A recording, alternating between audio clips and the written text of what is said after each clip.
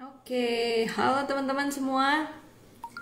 Selamat datang ya di Foodies on Sharing, program ngobrol-ngobrol santai yang menghadirkan narasumber-narasumber menarik ya di bidangnya ya. Didedikasikan untuk kemajuan foodpreneur di seluruh Indonesia. Oke, udah banyak nih yang masuk ya. Sore semua teman-teman, ketemu lagi.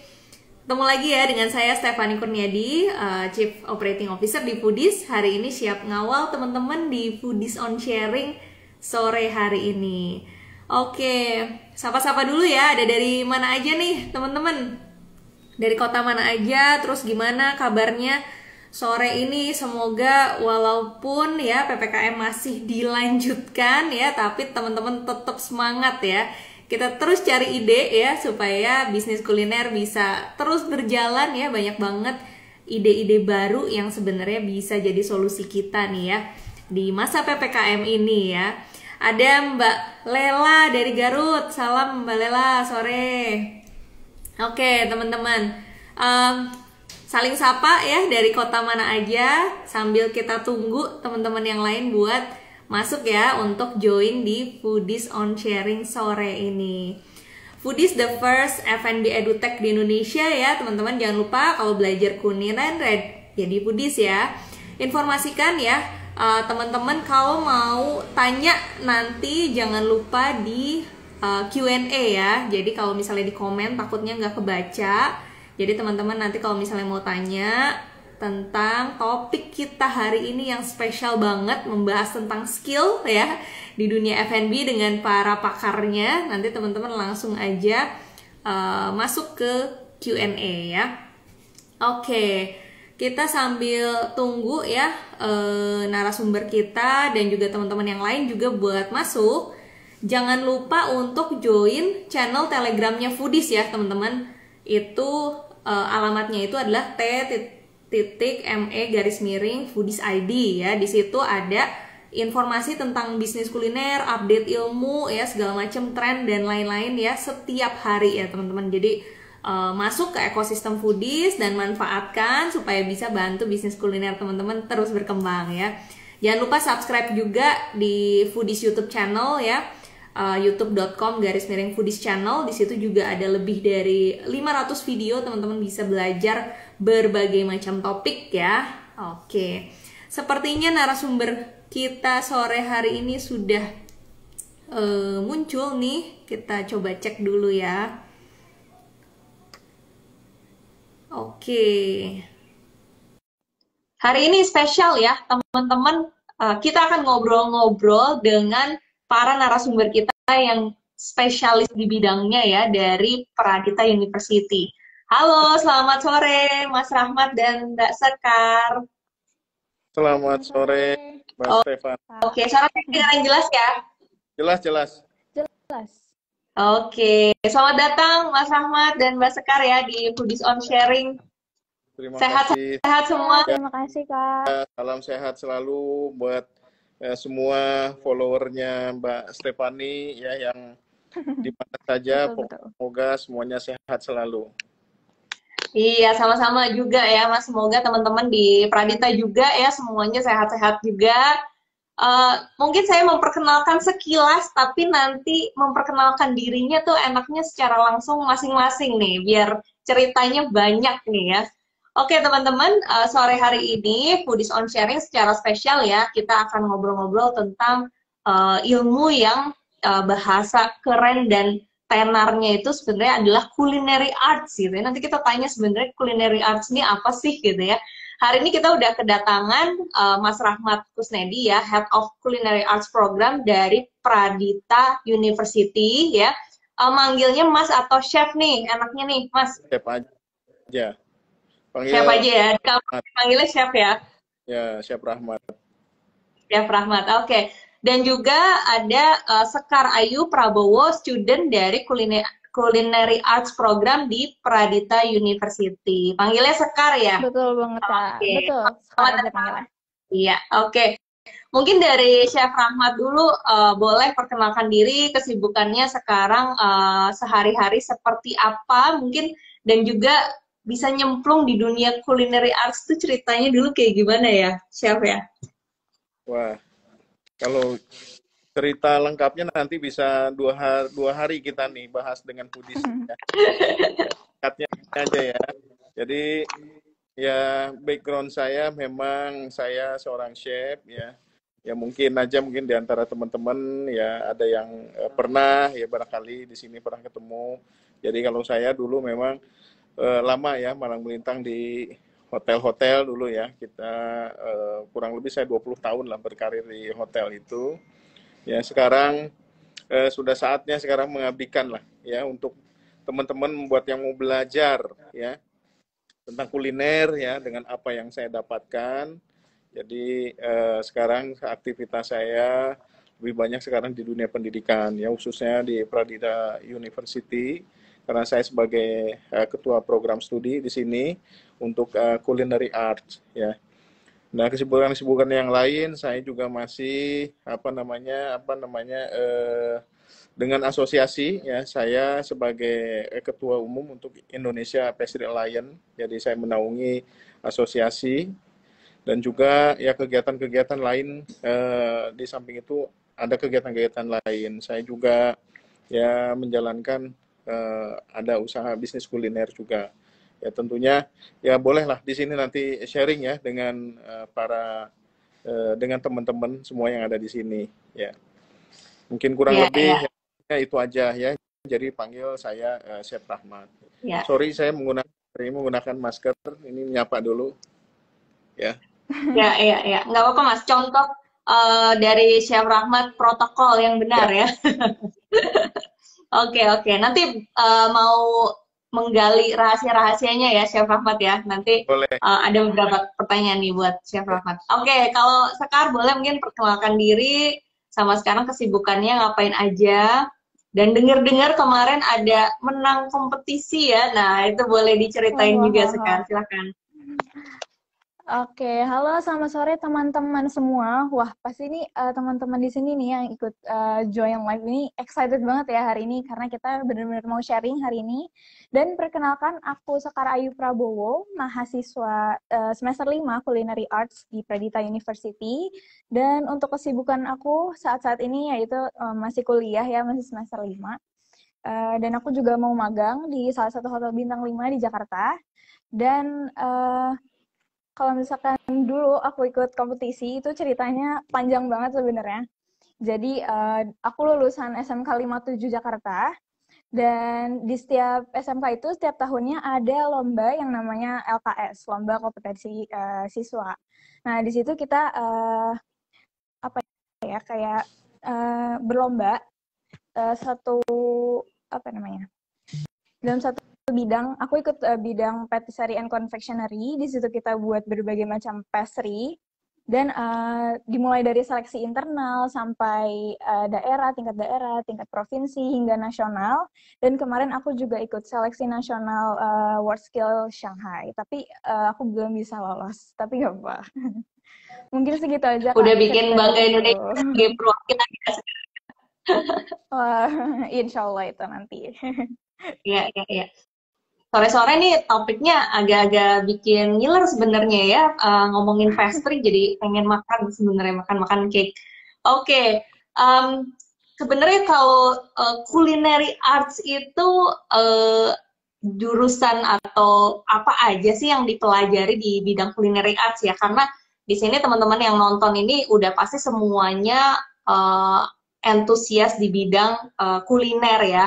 Ada yang berprofesi sebagai pebisnis kuliner secara langsung, ada juga memang yang bekerja secara profesional ya di dunia kuliner.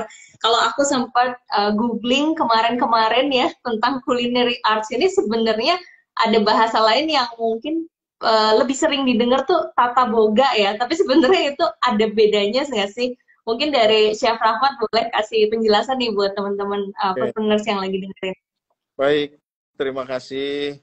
Ya, jadi buat seluruh hadirin yang sekarang hadir ya, buat teman-teman yang hadir sekarang, jadi sedikit saya menjelaskan nih, apa sih sebetulnya yang membedakan culinary art ataupun seni kuliner dan tata boga. Nah, di sini yang membedakan kalau culinary art itu adalah seni kuliner, ya. Seni kuliner berarti di sini adalah ilmunya, bagaimana ilmu yang mempelajari tentang masakan, sebuah masakan, ya. Nah, jadi kalau misalkan tata boga itu adalah sama ya, tata boga itu adalah bagaimana kita membuat ataupun merancang kita menjadi seorang juru masak, ya. Nah, seni kuliner sendiri apa sih yang dipelajari? Sebetulnya kenapa sih sekarang harus masak aja kok harus kuliah gitu? Kalau saya belajar sama ibu saya aja kok pinter masak itu, saya nggak usah ini, ibu saya jago kok bikin masakan mau bikin kue, bikin masakan yang lain jago-jago. Kenapa sih masih ada kuliahnya gitu? Nah, di sini ya, buat teman-teman ya nanti yang baru lulus, khususnya misalkan baru lulus SMA atau SMK ya seperti sekarang ini ya, yang ingin lebih mendalami lagi, nah itu bisa masuk di seni kuliner.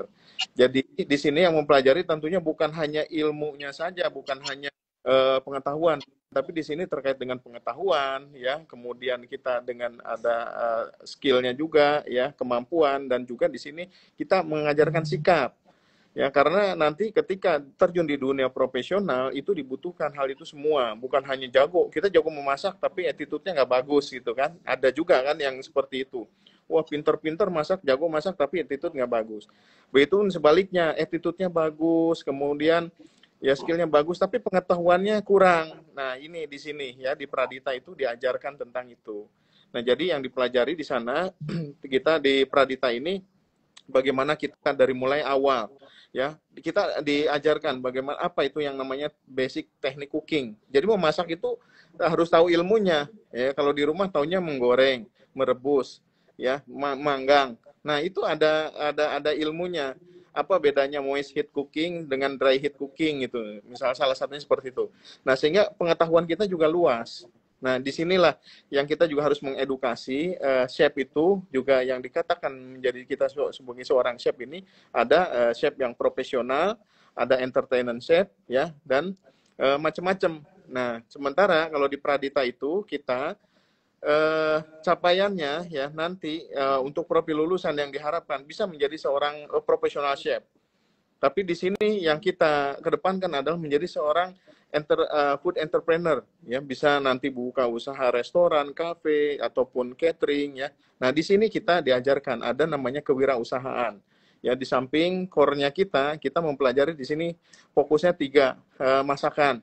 Ya, yang pertama masakan Indonesia sudah pasti, ya, karena core-nya kita memang di pengolahan masakan Indonesia. Kedua, kita ada pengolahan masakan kontinental. Kenapa ada kontinental? Karena basic cooking itu semua ada di kontinental. Jadi masakan-masakan kontinental itu kita adopt terkait dengan ilmu pengetahuannya. Kemudian yang ketiga itu masakan oriental. Nah, oriental cuisine-nya itu yang kita ambil di sini ada Chinese, ada Korea, dan juga Japanese, ya, karena memang di dunia yang sedang hype tuh cuman hanya 3 negara itu biasanya, ya, soal makanan yang sekarang wah Korea nggak mau kalah sama Jepang. Nah, di kita juga dikembangkan. Nah, di kita juga mahasiswanya semuanya aktif gitu, ya, di sini turut mempelajari semua hal itu. Kalau kurang pada saat praktek kita ada yang namanya culinary club. Jadi belajar untuk memperdalam lagi, ya, untuk ilmu kulinernya. Dan juga di sini mahasiswa itu didorong ada kewirausahaan. Harus buka di sini. Nanti mereka buka kecil-kecilan, buka kafe, buka restoran, mahasiswa semua yang kelola. Nah, disinilah yang membedakan. Jadi apa sih tadi seni kuliner ini? Jadi seni kuliner itu end to end, ya, mempelajari ilmunya, dapat pengetahuannya, kemudian wawasannya juga diperdalam. Jadi kurang lebih seperti itu, ya. Ya, jadi memang luas banget ya, Chef, ya. Betul. Karena kalau ilmu ujung-ujungnya bisa digunakan untuk semua, ya, termasuk kalau teman-teman sebagai pebisnis kuliner pada saat bikin ide produk misalnya, ya. Nah, itu udah tahu ya proses-prosesnya. Nah, waktu Sekar nih mempelajari secara realnya pengalaman di ini jurusan ya, berarti kalau culinary arts ya. Betul, jurusan. Betul, Pak. Ya. Kalau di jurusan culinary arts sekarang semester 5 ya, berarti Sekar ya. Betul, semester 5. Mungkin ada pengalaman yang bisa diceritakan juga ke teman-teman di jurusan ini, ngapain aja sih selama 5 semester ini? Oke, menariknya di Pradita ini ya, kita langsung hands on dan praktek, dan kita juga menganalisis gimana sih di dapur cara kerjanya seperti apa dan apa sih yang akan kita hadapi selama kita bekerja di dapur. Nah, seperti itu sih Kak, paling. Dan untuk teorinya juga mendetail sekali, dan teori itu di depan ya sebelum kita praktek, jadi kita mengetahui dulu nih teorinya seperti apa, lalu kita langsung terjun ke dapurnya itu sendiri Kak. Dan fasilitasnya juga sangat mendukung sih Kak, kalau menurutku. Iya, iya, iya. Ya. Kalau saya sebagai awam biasanya tahu dunia dapur profesional itu biasanya dari drama Korea sih sebenarnya ya. Jadi ngelihat betapa disiplinnya gitu ya, dan memang attitude itu penting banget ya. Kalau misalnya pas lagi saya lihat tuh di film-filmnya. Oke, Chef mau Ya. bocoran dong sebenarnya kalau industri kuliner di Indonesia tuh saat ini seperti apa sih menurut pandangan Chef Rahmat ya? Karena kan udah berpuluh-puluh tahun juga ada di bidang ini gitu ya. Mungkin beberapa tahun terakhir tuh apa sih yang berubah nih supaya teman-teman foodpreneurs juga dapat update-nya gitu ya, sehingga mereka juga bisa mempersiapkan misalnya hal-hal yang ternyata dari zaman dulu seperti apa ternyata sekarang udah berubah. Nah, dari Chef Rahmat ngelihat industri kuliner tuh di Indonesia sekarang seperti apa? Oke, baik. Nah, kalau kita melihat ya industri kuliner itu salah satu industri memang di sini yang cukup menjanjikan ya. Sesuai kalau kita melihat ya di sini bahwa Indonesia itu mendapatkan devisa untuk pariwisata itu adalah nomor 2 ya. Nah, bayangkan devisa nomor 2 itu nilainya nggak main-main ya. Di situ kontribusi daripada paling besar ya untuk pariwisata itu adalah kuliner. Ya, kuliner itu menyumbangkan devisa daripada pariwisata itu sangat besar ya, lebih dari 50% itu kontribusinya. Ya, pariwisata itu karena adanya salah satu hidupnya kuliner. Nah, disinilah kalau kita melihat bedanya, kalau dulu bidang usaha kuliner ini mayoritas sudah dijalankan dengan orang-orang yang sangat berpengalaman. Ya, kalau dulu itu sangat berpengalaman lah, ibaratnya sudah malang melintang ya. Sekarang siapapun kita bisa usaha ya. Sekarang kita nggak usah punya toko karena sudah aja tokonya kita ya. Kita bisa lakukan online. Hari ini kita buka usaha, besok kita sudah punya toko. Nah, kalau dulu kita membuka usaha, kita butuh modal besar. Kalau sekarang butuh kemauan yang besar. Itu yang bedakan ya. Jadi apalagi sekarang ya, contohnya nih, contoh tadi ya yang diinikan kita melihat drakor ya, banyak sekali kisah-kisah orang memasak ya. Kalau kita lihat ya orang-orang biasa kok kenapa pada pinter gitu memasak ya, sama sebetulnya Korea dengan Indonesia itu sama, nyeleneh gitu ya. Kalau dalam ilmu memasak mereka nyeleneh, tapi yang penting orang suka ya. Kalau bahasa gaulnya sekarang ya yang penting gue suka, ya terserah gue dong mau gue ngapain aja gitu kan. Nah, jadi di Indonesia pun sama ya, kasusnya yang dulu misalkan di Indonesia timbullah ada namanya brownies kukus. Brownies kukus tidak ada, aslinya brownie ya. Orang Amerika komplain pertama kali Indonesia ada mengeluarkan statement brownie kukus. Brownie is no steam. Nah, steam is brownie baking katanya. Ya saya bilang, saya balikin ya. Sekarang itu asumsi kamu, tapi at the end kamu kalau mau usaha ujung-ujungnya yang kamu cari apa? Popularitas, mempopulerkan nama, atau kamu mencari apa namanya profit? Ya, balik lagi. As long as we can do something and make it the profit, good profit, why not? Saya bilang gitu kan. Nah akhirnya yang saya bilang ini banyak disuka di Indonesia. Tidak ada yang mau makan brownies kayak kamu. Itu kayak di kita tuh ada. We call it is dodol, saya bilang ya. Brownies kamu tuh dodol. Kalau di Indonesia kita sudah ada. Tapi brownies yang di kita adalah steam yang lembut, saya bilang seperti ini. Nah itulah akhirnya ya mereka nggak bisa ngomong apa-apa ya. Mereka juga akhirnya mengikuti juga bisnis seperti kita dan memang diterima. Nah sekarang kita nonton drakor misalkan ya. Sekarang orang Perancis marah juga ya. Ini apa namanya croissant waffle ada kan banyak ada meme gitu ya di ini, itu bukan croissant waffle katanya, croissant penyet katanya di Untung nggak disambelin ya Chef Rahmat ya. kayak gitu, tapi kenyataannya orang suka. Kenapa? Tadi ya, orang yang sekarang itu khususnya yang kaum milenial ini maunya kan simple, enak, ya itu worth it lah ya, harganya juga masih terjangkau, kemudian pengerjaannya juga siapa saja bisa mengerjakan. Nah itulah yang kita namakan entrepreneur. Hari ini kita punya ide, besok kita punya toko. Hari ini punya ide lagi, besok punya toko, tinggal daftarkan aja gitu, seperti itu. Nah inilah yang kita ajarkan juga ke mahasiswa di Pride seperti itu. Jadi mindsetnya yang kita olah, ya bukan powernya yang kita olah, tapi mindset, bagaimana cara berpikir, bagaimana cara berusaha. Karena pengampu di kita, dosen-dosen di kita ini kebanyakan praktisi semua dari industri, sehingga pada saat tadi yang seperti Sekar katakan, pada saat mengajar itu mereka tuh sudah di luar kepala semua. Anda mau bikin apa? Anda mau menang di kompetisi, karena semua praktisinya juga juara-juara semua, ya. Nah, Anda mau hebat, sukses dalam entrepreneur, kita juga mendatangkan dosen-dosennya yang memang background-nya itu para pengusaha juga. Nah, jadi seperti itu. Jadi di sini kita juga melihat perkembangan yang ada di dunia seperti apa. Nah, kita ambil yang kira-kira bisa diaplikasikan ke mahasiswa, kita jalankan. Kita dorong, kita coaching mahasiswa ini supaya pola pikirnya berubah. Kalau zaman dulu, kita kan setelah lulus sekolah atau lulus kuliah, tujuannya kerja. Ya, sekarang saya rubah.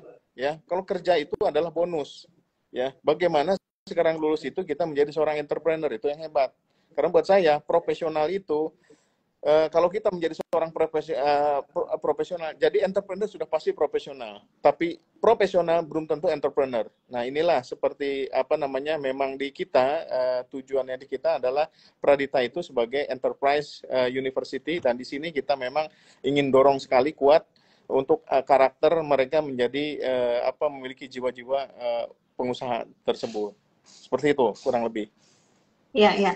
Berarti kalau di tahun-tahun belakangan ini memang fokusnya ke market ya, market ini maunya apa, kemudian dari sisi produk juga kita harus menemukan suka di foodies tuh disebutnya Chef Rahmat twist kali ya. Jadi tidak selalu ya harus memiliki nilai jual supaya si produknya diomongin gitu ya.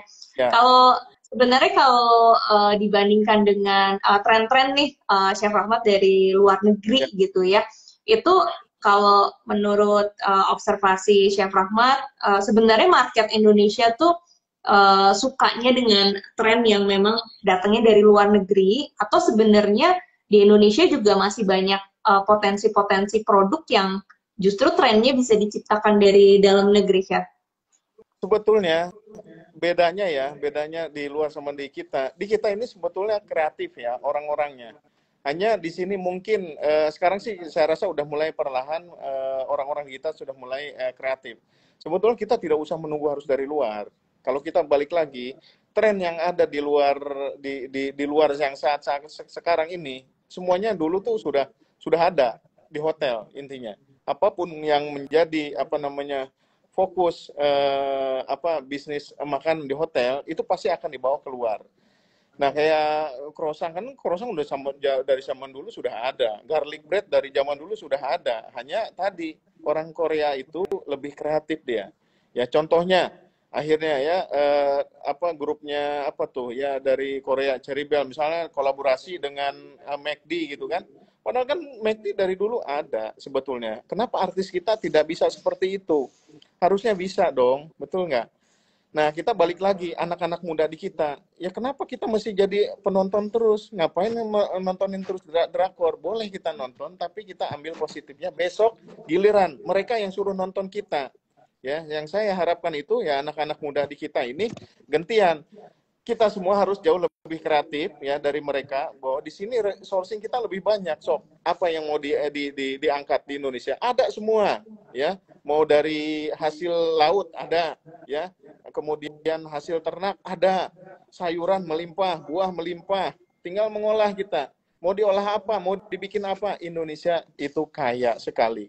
Nah ini, jadi jangan kita selalu membuat dari luar, tapi harus dari dalam. Kayak dulu saya waktu mempopulerkan rainbow cake misalkan. Nah itu kan sesuatu yang simpel. Karena saya ketemu dengan supply pewarna, saya bilang, yuk kalau misalkan bisnis kayak gini, tahu nggak pewarna itu dalam dibuat ketika kita bikin cake hanya setetes 2 tetes. Setetes 2 tetes kalau misalnya bikin cake 1 botol, saya bisa ngabisin sebulan 2 bulan, saya bilang. Nah gimana caranya? Bikinlah sekarang tren di iniin, gimana caranya tuh dituangin yang banyak tuh pewarna, bikinlah jadi bolu yang warna-warni, ya, timbullah jadi rainbow cake waktu itu. Akhirnya itu pabrik kewalahan, seluruh Indonesia bikin rainbow cake. Nah seperti itu. Nah dulu ada cake kekinian kan, ya cake kekinian, cake artis tuh kekinian. Nah dulu saya yang develop juga, bikin rame, bikin model kekinian. Akhirnya semua artis jadi endorsernya, ya di endorse sama artis. Akhirnya rame, booming di mana-mana itu seperti itu. Nah intinya sebetulnya kalau kitanya kreatif ya, kita punya ide dan punya kemampuan, ada kemauan juga yang utama, bisa. Anak-anak muda di kita saya yakin ya, makanya ini Scar dan teman-teman seperti kemarin ya, mereka mengadakan workshop ya di Sumarekon Serpong ya, mereka bikin ya pada saat ada acara kopi fair atau lah ya seperti itu ya. Nah itu ternyata sebetulnya karena itu situasinya kita di pandemi, bayangkan kalau tidak pandemi ya, itu akan menjadi menjadi traffic puller gitu, jadi menjadi suatu hal yang menarik. Nah, disinilah kita menantang mahasiswa, ayo mau bikin apa, ya. Seperti halnya ketika saya keluar negeri ini, pernah kita ikut dengan Kementerian Pariwisata, kita mempopulerkan masakan-masakan Indonesia di sana. Tapi kita nggak bulat-bulat masakan kita itu ditampilkan. Contohnya, misalkan roast beef ya. Jadi dagingnya daging ala mereka nih, kita roast bener-bener di ini, cuman diganti sausnya menggunakan saus Padang. Pas gitu dimakan, mereka pas makan, wow. Nah, kata-kata wow inilah yang ternyata, wah kita nggak kalah gitu sebetulnya Indonesia, ya. Kenapa tidak mau bikin terobosan misalkan di kita ini ya, bikin sesuatu itu yang berbau dengan Indonesia, dikombinasikan. Banyak kita dari Sabang sampai Merauke menu-menu yang bisa ditwist tadi ya, nggak akan habis ide ya kayaknya chef ya. Mau ikan apa aja ada ya. Pak Jokowi cuma nyebutin hanya 5 macam ikan, padahal di Indonesia bukan macam ikan itu. Nah itu ya, kurang pandangan dan analisa saya terkait dengan potensi kita makanan seperti itu kurang lebih. Iya, dan kolaborasi juga tentunya di Indonesia banyak ya, influencers yang juga bisa bikin tren, kemudian jadi wave ya, dan booming gitu. Teman-teman foodpreneurs juga bisa cari ide seluruh Indonesia, kayaknya kalau mau di mix and match tuh ide nggak akan pernah habis kayaknya ya. Oke. Nah, buat teman-teman foodpreneurs di sini yang dengerin, banyak juga nih Sekar yang masih cari ide bisnis gitu ya, yang ada yang masih kuliah juga, masih SMA. Boleh diceritain dong Sekar dulu, kenapa sih pada akhirnya memilih nih ya untuk ada di industri kuliner gitu? Apakah awalnya sebenarnya suka makan gitu atau emang dari awal ada passion di situ? Ceritanya dulu seperti apa Sekar? Oke Kak, ini aku mulai aja ceritanya, mungkin agak panjang ya. Jadi sebenarnya dari dulu itu memang passion ya, kalau aku emang suka dan tertarik banget untuk terjun langsung nih ke dunia kuliner. Nah, berawal dari Eyangku itu dulu buka usaha catering, dan cateringnya itu dulu dipakai sama film AADC yang pertama atau keberapa gitu ya, aku lupa, sama Petualangan Sherina. Nah, dari situ sebetulnya aku belum lahir, cuman baru mau bilang cerita belum lahir deh. Nah betul banget. Nah itu dari cerita ayah dan ibu aku ya, dan dari situ aku mulai tertarik. Kenapa aku nggak coba? Dan aku juga belum sempat nerusin karena emang susah ya, agak susah. Dan aku juga saat itu belum belajar banyak tentang industri kuliner terutama. Dan dari situ aku mulai, aku mau nih lanjutin jejaknya Eyang gitu. Dan mulai dari situ aku mikir kenapa nggak ada salahnya kita belajar langsung dan memperkaya ilmu tentunya di sekolah kuliner ini Kak. Kayak gitu sih, berawal dari situ. Dan passion itu menurut aku udah ada di dalam diri aku, jadi aku tinggal ngembangin aja sih.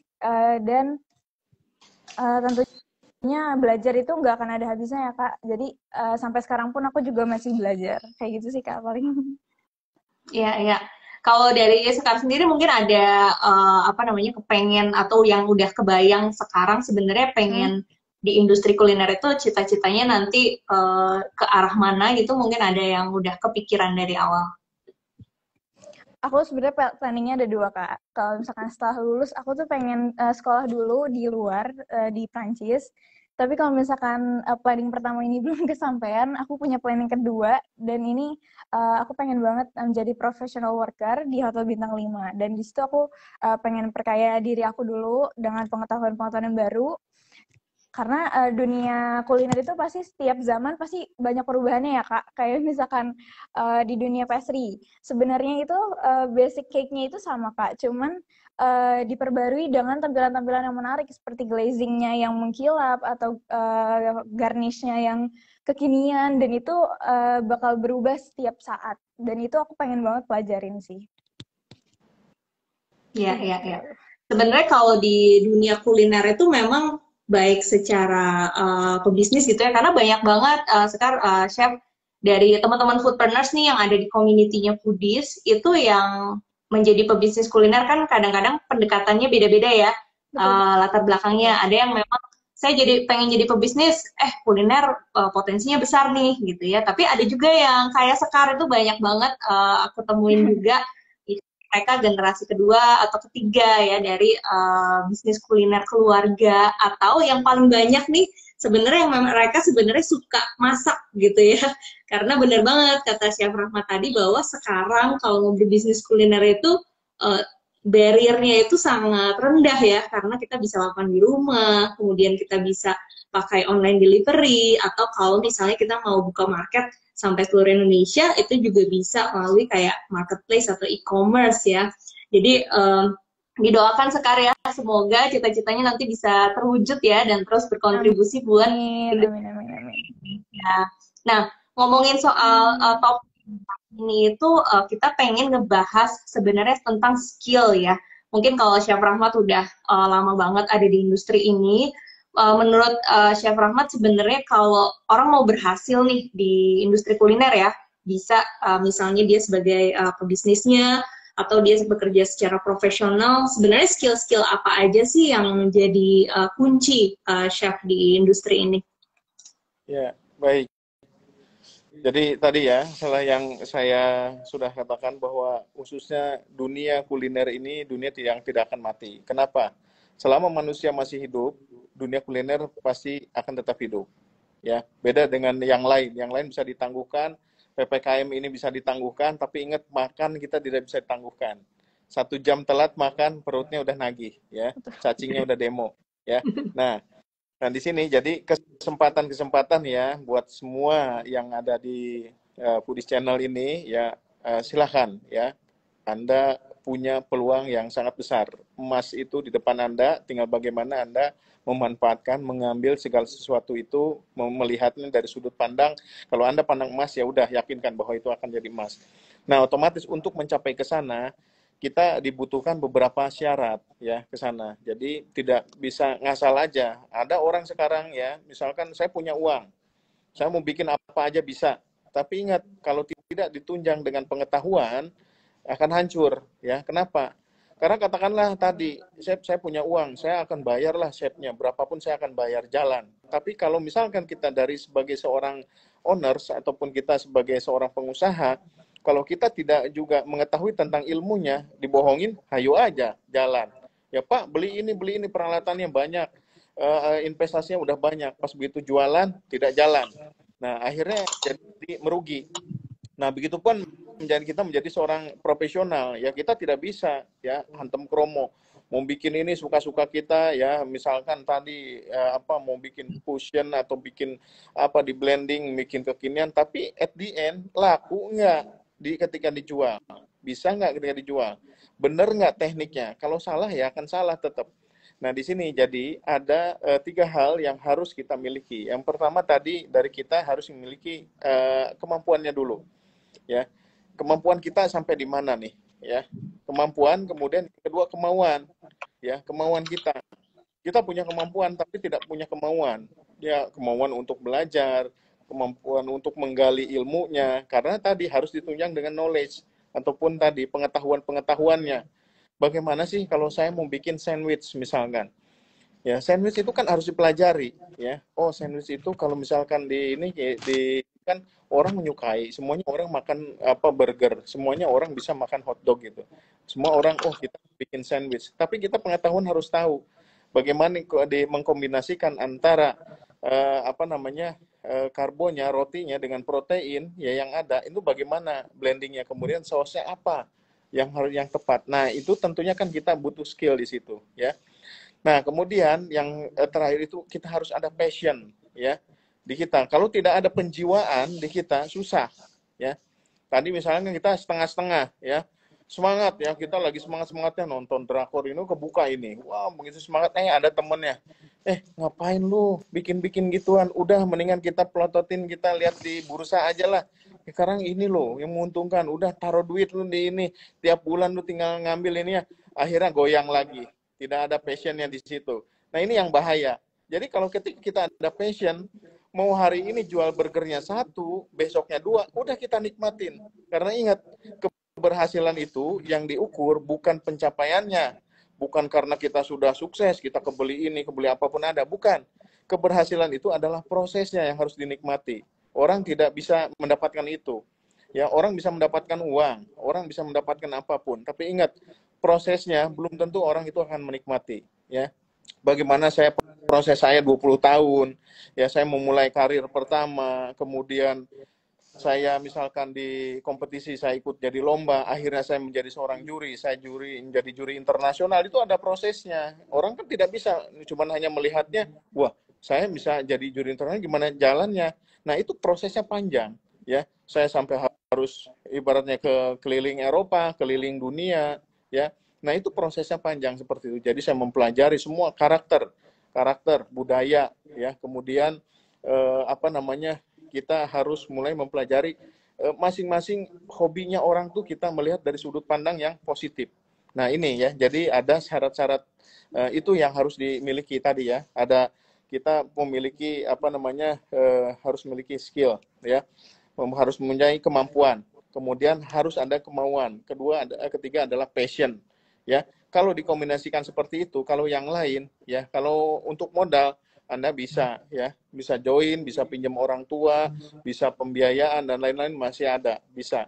Tapi kalau passionnya tidak ada, susah nanti untuk berkembang. Yang ada orang taruh modal, ya modalnya hilang, apa namanya, gugur lagi. Nah itu, akhirnya nanti kepercayaan jadi hilang. Nah ini yang harus apa Anda jaga nanti, ya seperti itu. Ya, ya. Jadi dari sisi kemampuan ya, Chef ya, kemudian kemauan sama yang terakhir dari sisi passion ya. Mungkin itu relate juga nih buat teman-teman foodpreneurs ya di lessons-lessonsnya Foodies ya. Salah satunya juga bahasanya itu ngulik kali ya Chef ya, karena nggak ada sesuatu yang instan ya.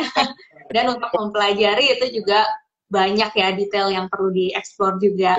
Kalau dari Sekar, menurut pandangan Sekar gimana? Mungkin untuk bisa berhasil nih di industri kuliner, skill-skill apa aja yang sekarang lagi pelan-pelan dikumpulin nih sama Sekar untuk bisa berhasil di industri kuliner?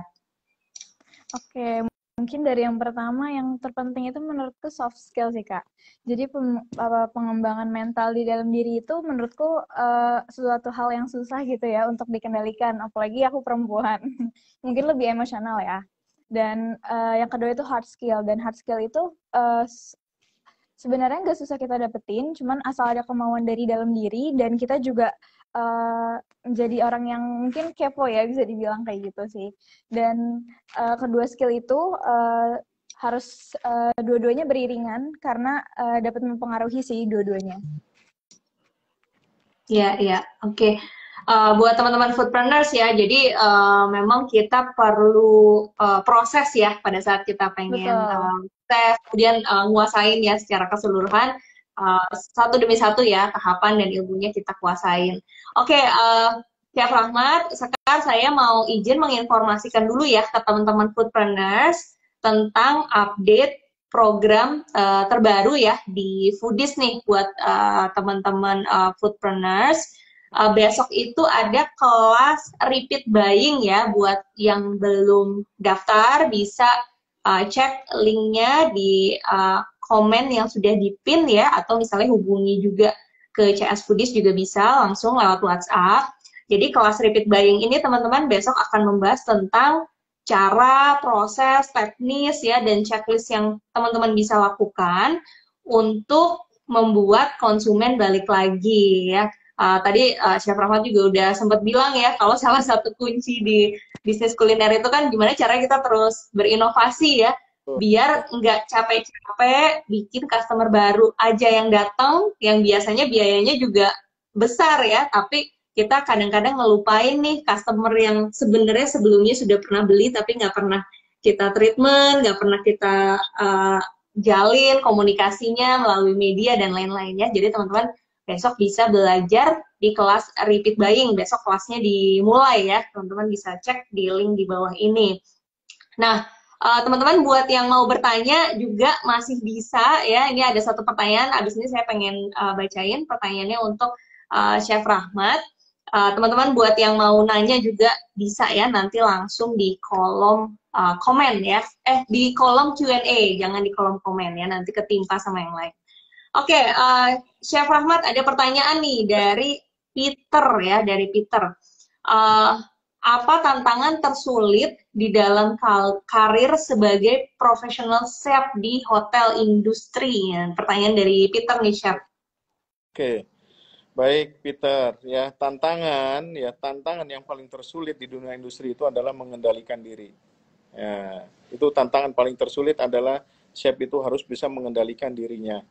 Jadi di sini pengendalian diri dalam arti bagaimana kita harus menjaga konsistensi, itu yang dibutuhkan sama seorang chef. Chef hebat itu bukan berarti kita bisa juara, kita bisa menciptakan sesuatu, ya itu siapapun bisa sebetulnya. Tapi yang hebat itu adalah bagaimana chef itu bisa mengendalikan dirinya. Ya, setelah dirinya dikendalikan, baru kita bisa mengendalikan konsistensi. Bayangkan yang tadi ya, tadi bagus tuh. Besok kalau misalkan mau ikut programnya itu bagus tuh ya, dengan checklist tadi ya dan lain-lain. Nah, jadi bagaimana kita menjaga konsistensi paling penting ya. Hari ini jangan sampai customer misalkan datang ya, kerja kita di hotel. Customer datang, wah enak nih mas masakannya. Oh saya makan sop buntut misalkan, ya. Kita datang tuh, wah hari ini enak banget, pas banget, saya puas. Saya bayar 300.000 pun ya udahlah, oke lah, worth it lah, enak banget. Dagingnya tender, bumbunya tasty banget, pokoknya puas lah. Besok datang lagi dia promosiin bawa teman-temannya, ya. Dia mau show up ke teman-temannya, ayo kita makan, saya yang bayar. Ketika makan, mas, kok rasanya beda ya? Yang kemarin kayaknya tuh enak banget, sudah pas semuanya. Kok sekarang agak keasinan? Teman saya datang lagi makan dagingnya agak alot. Nah itu akhirnya kecewa. Yang tadinya dia mendatangkan tamu banyak, akhirnya sekarang mendatangkan masalah yang banyak.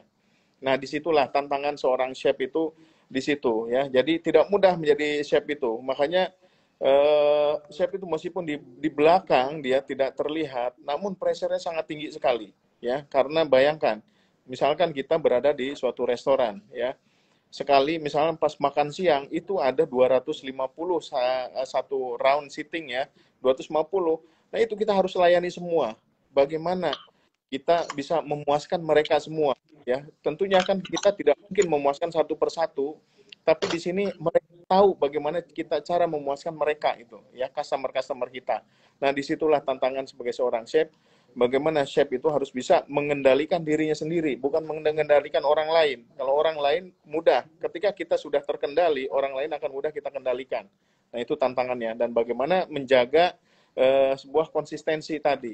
Itu yang paling berat ya menjadi seorang chef. Kalau yang tantangan yang lainnya mah saya rasa banyak yang lainnya, tapi itu dulu lah ya, yang kalau kita mau menjadi seorang chef. Ya, ya. Oke, itu tadi ya jawabannya untuk Peter ya. Semoga bisa membantu ya. Dan ada satu pertanyaan sebenarnya dari saya nih, Chef, terkait highlight dari skill ya. Sebenarnya kalau kita sebagai pebisnis kuliner, karena Chef juga berperan sebagai memiliki bisnis kuliner secara langsung, baik itu juga di dunia profesional juga. Nah, kadang-kadang yang sering ditanyain nih sama teman-teman foodpreneurs itu terkait ngelola tim sebenarnya ya, karena kan itu jadi tantangan tersendiri ya. Ternyata kalau mau sukses di bidang kuliner itu nggak cuma kita tuh harus nguasain dari sisi produknya aja kan ya, tapi juga justru pas sudah praktek ya, pada sudah ngejalanin itu ternyata ngelola tim itu apa namanya penting, dampaknya besar, tapi nggak semua orang punya skillnya gitu ya. Kalau dari pengalaman chef sendiri, dulu gimana cara belajarnya tuh dari awal chef? Karena mungkin kan kalau bisa sukses berkarir ataupun bisnisnya sukses kan leadership tuh penting ya chef ya. Kalau teman-teman foodpreneurs nih yang bener-bener nggak punya background di sana, belum pernah belajar dan malahan sekarang ketemunya kendala-kendala gitu ya untuk ngelola tim, ada sharing tips-tips dan pengalamannya seperti apa chef? Betul. Nah, ini salah satu challenging ya pada saat nanti pelaksanaan ketika kita mau menjadi seorang profesional ataupun kita menjadi seorang entrepreneur, ya ini mengelola tim ini sangat penting sekali. Mengelola tim ini seperti halnya kita menjadi seorang pelatih ya. Nah, terkadang pelatih itu kita adanya di pinggir. Tapi dengan pengalaman yang begitu banyak, tentunya kita kalau misalkan ada dua kita mau jadi pemain atau kita pelatih. Kalau yang namanya pemain harus tunduk pada pelatih, harus tunduk pada kapten di situ. Nah, baru kita bisa bermain dengan bagus. Nah, kemudian pelatih pun seperti itu. Kita juga harus bagaimana kita mendorong ya, menyemangati ya tim ini supaya mereka bisa bermain bagus ya. Sama seperti halnya olahraga seperti sepak bola. Ya, kadang-kadang kita menjadi seorang pelatih itu kita gemes ya. Karena tapi kita mau nimbrung langsung kita nggak bisa karena ada di pinggir lapangan. Nah, kita pun sama ya. Kita ketika melihat staf kita bekerja, kadang-kadang ini salah itu salah. Kalau kita pegang semua ya kitanya nanti yang keteteran ya sebagai pelatih. Nah, jadi di sini bagaimana kita merangkul tim itu ya kita bagaimana kita intinya harus menghargai diri kita sendiri. Ya. Kita harus menghargai diri kita dan kita harus menghargai orang lain. Maka dari itu tim itu nanti akan timbul. Kan ada ya. Makanya di sini yang saya lihat gini. Kalau di kita, orang-orang di kita banyakan niru ya. Niru gayanya wah marah-marah di dapur gini tuh. Benar, tapi tidak semua chef itu karakternya bukan harus marah, teriak segala macam. Tapi ingat, ketika di marahnya chef itu ada solusi. Nah, ini yang kadang-kadang kita melihat ya, misalnya ada melihat di tontonan public figure hanya marah-marah aja tapi tidak memberikan solusi ya. Ketika di dunia industri itu bohong, itu bakalan dilempar itu sama anak buahnya itu pakai wajah gitu ya, kalau misalnya seperti itu ya. Karena zaman dulu itu bang berlaku ketika saya masih semua chef-chef saya itu masih ekspatriat lah ya, dari luar. Tapi mereka ingat, marahnya mereka itu ada solusi. Dan selesai, 5 menit selesai. Setelah itu ketawa-ketawa lagi kita. Dia ngajak kita ke bar, ya, kemudian ngajak minum, udah selesai, habis itu udah selesai. Tapi orang kita kan pengennya marah, ya tiap hari marah-marah aja. Jadi kesannya, ya ini sebetulnya chef atau pemain debus nantinya. Itu. Ya, kita seperti itu, chef itu kita harus memberikan panutan. Jadi orang itu akan memandang, wah ini chef itu dia punya wibawa, punya karisma, dan dia juga bisa menciptakan sesuatu, dia bisa menjadi panutan. Intinya, jadi seorang chef itu, ketika kita sukses menjadi seorang pemain, ya, ketika kita suatu saat jadi leadership, kita menjadi seorang pelatih, kita bagaimana? Ya, kita harus membuat mereka juga sukses seperti kita. Nah, harus kita memiliki prinsip itu. Bukan kita lantas, wah, ketika kita jadi pemain, kita hebat, ya, kita menjadi seorang profesional, di awal kita hebat. Ketika kita sudah naik, kemudian kita lupa, saya nggak mau ngajarin dia, nanti dia lebih pintar dari saya, itu salah. Ya, makanya buat saya, seperti resipi ilmu, silahkan, semuanya saya akan sharing. Tidak ada yang saya simpan. Buat apa saya simpan? Itu tidak ada gunanya. Ya. Jadi saya silahkan, orang mau pintar di sini sharing, ayo, saya sharing, saya akan berikan, saya akan coaching. Buat saya, itu tidak ada yang ibaratnya sia-sia. Ya. Nah ini kita punya passion sebagai seorang chef itu harus seperti itu. Kita harus memiliki jiwa leadershipnya itu ya, minimal kita leadership buat diri kita dan kemudian kita juga harus menjadi leadership buat orang di sekeliling kita. Intinya ketika kita mau besar, bagaimana kita harus membesarkan orang lain. Ya, ketika kita membesarkan sebuah tim, otomatis semuanya itu akan terangkat. Kita akan besar. Jadi seperti itu, tidak bisa kita one man show, wah saya yang terbaik, saya the best, ya kalian kalau nggak ada saya, kalian tidak ada apa-apanya, itu salah, ya.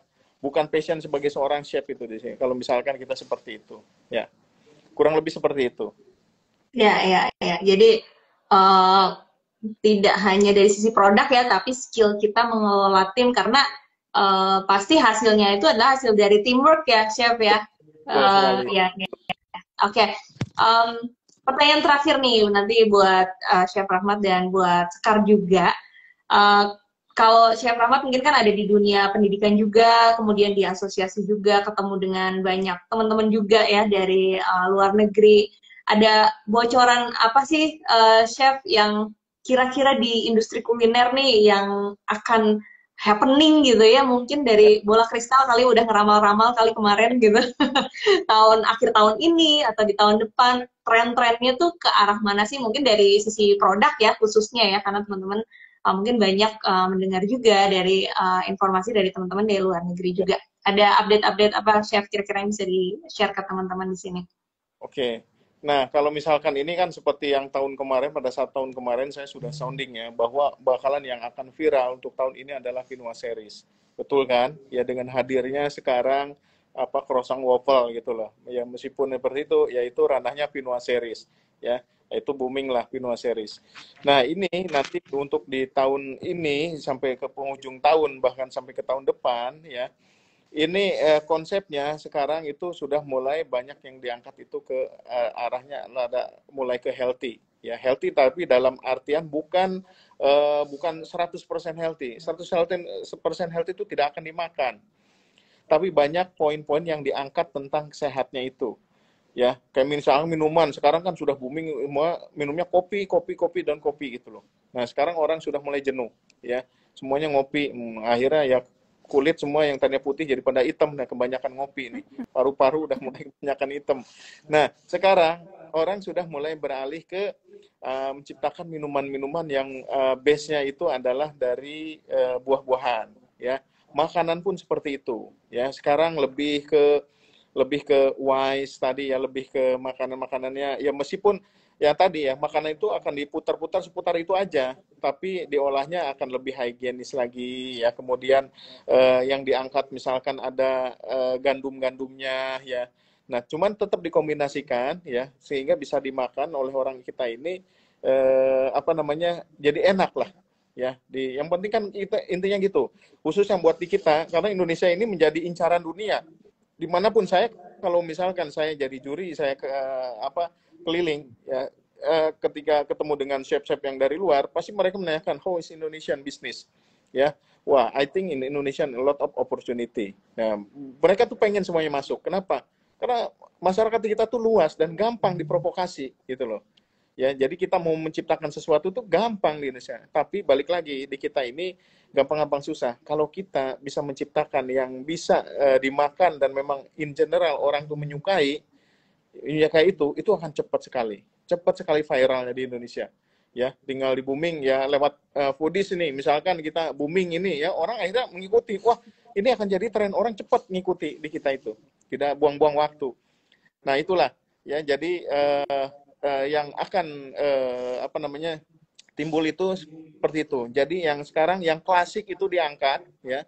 Menu-menu klasik itu akan timbul lagi tapi akan come up lagi tadi dengan lebih diangkat ceritanya lebih ke healthy-nya itu yang akan diangkat. Jadi kurang lebih seperti itu. Ya, ya, ya. Memang udah sejak pandemik juga ya, kadang-kadang juga Ya, diferensiasi atau twist yang berhubungan dengan lebih sehat ya, lebih sehat itu bisa jadi andalan juga ya Chef ya ya. untuk masuk ke market saat ini.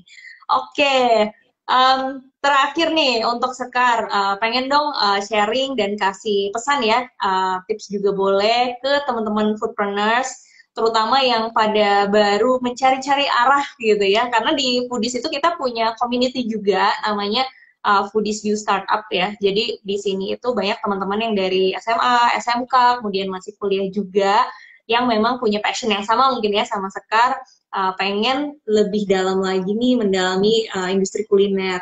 Boleh silakan Sekar tips-tipsnya apa buat teman-teman yang masih pada galau nih misalnya untuk masuk ke industri kuliner. Oke, Kak. Menurutku dunia kuliner ini merupakan salah satu industri ya yang nggak akan pernah mati dan cakupannya juga sangat luas, mulai dari makanan, minuman, ataupun pelayanan service ya. Dan di zaman ini juga kita udah gampang banget buat akses informasi atau ilmu, seperti misalnya dari YouTube atau dari TikTok pun sekarang itu udah sangat mengedukasi kita ya, dan cara mengaksesnya pun mudah. Dan yang penting itu ada kemauan dari diri sendiri yang kuat. Dan pesan untuk teman-teman yang lain dan untuk diri aku sendiri mungkin self reminder juga ya. Mulailah dari hal kecil dan untuk memulai sesuatu yang besar. Itu yang pertama. Dan yang kedua, perkaya ilmu untuk diri kita sendiri. Dan ilmu itu sekarang kayak yang tadi aku bilang, sebenarnya itu udah gampang banget kita cari ya, karena kita udah di zaman seperti ini, kita tinggal googling atau bahkan ilmu itu datang ke kita sendiri, kayak misalkan dari YouTube dan yang tadi aku bilang dari TikTok, itu udah muncul sendiri ke kita, dan kita tinggal lakuin aja nih planning yang akan kita buat. Nah, yang ketiga itu yang pasti kita harus tingkatin kreativitas sebagai anak muda. Dan menurutku jangan pernah berhenti melakukan sesuatu setiap hari. Kita harus kreatif. Misalkan dari rumah aja sekarang udah gampang banget ya, kita bisa buat konten atau misalkan buat video yang bisa menambah wawasan teman-teman kita dan juga kita bisa sharing ke teman-teman yang lain. Nah, dan yang terakhir itu kita harus banget mencoba hal baru nih, teman-teman. Kayak misalkan dunia kuliner ini kan luas banget ya cakupannya, dan kita bisa pelajari hal itu satu persatu dan lama-lama akan menjadi banyak. Kayak gitu aja sih Kak, mungkin dari aku. Ya, ya, seperti yang kata Chef Rahmat tadi ya, kayaknya batasannya tuh tinggal mau atau enggak ya. Betul banget, Saking benar banget. banyaknya fasilitas ya, udah banyak banget Oh ilmu iya. di dan lain-lain. Ya, buat teman-teman foodpreneurs, bagi yang masih galau, sering dengerin apa namanya Foodies on Sharing di Foodie IG Live ya dan lain-lain, tapi masih belum action, nah bisa cek tips-tipsnya Sekar tadi ya. Oke, terima kasih banyak buat Chef Rahmat, buat Sekar juga, udah hampir udah 1 jam ya, tidak terasa kita udah ngobrol-ngobrol. Tadi udah banyak ilmu dan pengalamannya Chef Rahmat juga yang udah kita curi-curi ya. Semoga bermanfaat buat teman-teman foodpreneur semua. Seperti biasa, Chef dan Sekar kita biasanya foto bareng dulu nih sebelum mengakhiri sesi ya. Buat teman-teman yang lagi nonton, boleh screen capture, kemudian juga di follow, di tag juga ya IG-nya Sekar, IG-nya Pradita juga ya, kemudian IG-nya Foodies, supaya setelah ini kita juga masih bisa saling silaturahmi. Oke, saya akan hitung ya, 3 hitungan buat teman-teman bisa nanti foto dan upload di Instagram masing-masing ya. Oke, 1, 2, 3. Oke, sip. Buat teman-teman yang masih mau daftar ya, ikutan kelasnya Repeat Buying Strategy, masih keburu ya, kelasnya dimulai besok. Jadi manfaatin weekend hari ini ya, minggu ini ya, bisa bermanfaat buat teman-teman dan bikin kita punya ide yang lebih banyak buat survive di era PPKM ya. Oke, sekali lagi terima kasih buat Chef Rahmat dan untuk Sekar. Semoga COVID-nya segera berakhir, jadi Foodies juga bisa main ke Pradita, dari teman-teman juga bisa main ke Foodies Kampus ya, di Bandung. Semoga nanti ke depannya kita bisa menyelenggarakan acara bareng lagi. Oke, mungkin itu aja. Terima kasih dan selamat sore, sehat selalu buat teman-teman semua. Sore semua. Ya, terima kasih Kak, terima kasih semuanya. Terima kasih.